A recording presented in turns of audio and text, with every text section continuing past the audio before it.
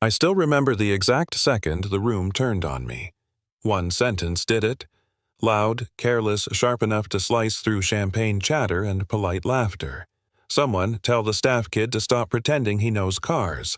And just like that, every face swung in my direction. Yeah, that happened.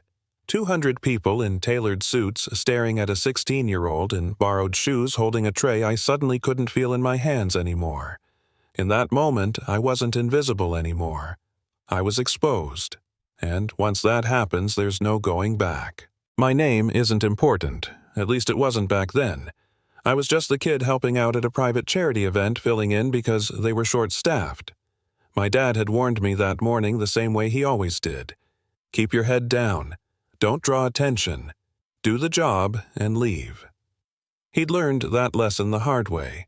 I learned it by watching him swallow his pride every single day. The event itself was ridiculous in that glossy, unreal way only rich people can make normal things feel.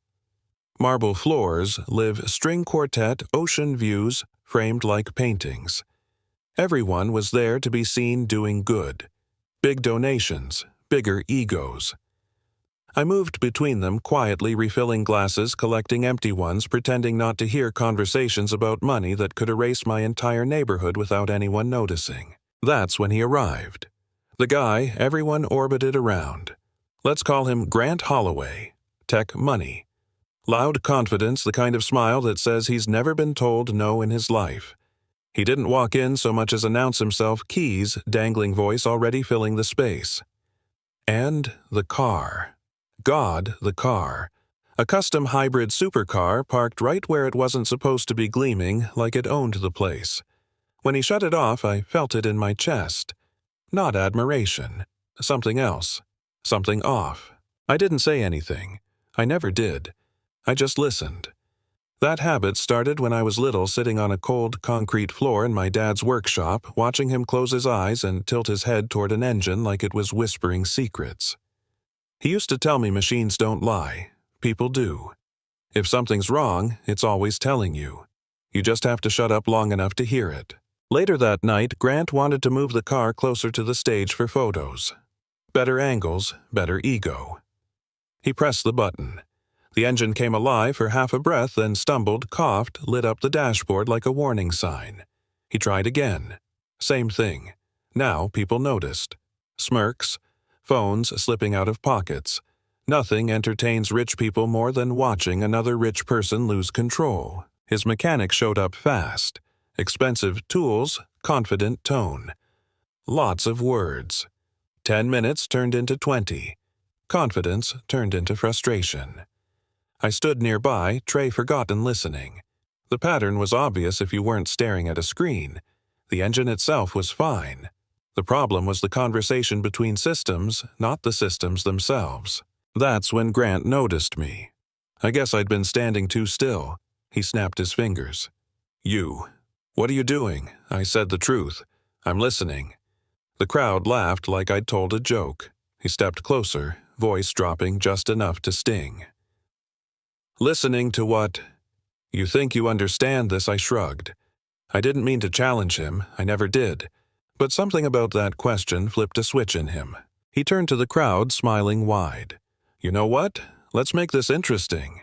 He pointed at me like I was a prop. If you can fix my car right now, it's yours. Laughter exploded. He leaned in, eyes sharp. But when you fail, you're done here. Gone. My dad appeared out of nowhere, face tight, shaking his head at me. Don't. Please don't. I looked at the car, then at the man, then back at the car. How long, I asked. He laughed harder. 30 seconds. More laughter. Phones raised higher. I nodded. That's enough. You could feel the mood shift just a little. Not belief, curiosity, doubt. He pulled out his phone timer ready, enjoying every second. Rules are simple. You don't open anything. You don't touch anything you shouldn't. 30 seconds. He hit start. The crowd counted with him loud and messy. I didn't rush. I closed my eyes for one beat. The sound was still there, steady repeating. A safety loop, triggering and shutting down again and again. I moved around the car, hand on the body palm against the ground, feeling vibration more than hearing sound now. People started whispering. Grant's smile wavered. With 10 seconds left, I stopped at the front compartment. "Can I open this?" I asked. He hesitated, then waved his hand. "Go ahead. You're almost out of time anyway." I twisted a small valve, barely a turn closed it, and stepped back. 5 seconds. I reached for the key. He stared like he'd forgotten it was part of the deal, then tossed it at me. I pressed the button. The car came alive like it had been waiting. Smooth, clean, perfect. No warnings, no hesitation, just power. The kind that makes your skin buzz. The crowd went silent. Not polite silent. Shocked silent. Someone swore under their breath. Someone else laughed, but it came out wrong. Experts rushed in. Tests, revving, numbers, everything checked out. Grant tried to laugh it off. "Lucky," he said. Too quickly, too loud. I looked at his watch and said it was running slow. That broke him. More tests, more silence. Turns out it was off by almost half a minute. I hadn't guessed. I'd heard it earlier when he waved his arm during a speech, the ticks drifting against the music. That's when the energy fully turned. People weren't laughing anymore. They were watching him. Watching to see what he'd do next. The offer had been public. Recorded. Witnessed. He argued. He stalled. He tried to spin it. But eventually there was nowhere left to hide. He handed me the keys like they weighed 1,000 pounds. Here's the part people don't expect. I didn't feel like I'd won a car. I felt like I'd survived something. Like I'd stepped out of a box I didn't even know I was in. Later that night, I told my dad I didn't want to keep it. Not really. We sold it. Used the money to move to Breathe to build something that lasted longer than applause. Grant. He didn't lose everything. People like him rarely do, but he lost something quieter. Invitations stopped coming. Calls slowed down. The story followed him everywhere. The guy who underestimated the wrong kid. That label sticks. I tell this story now because it's not really about cars or money.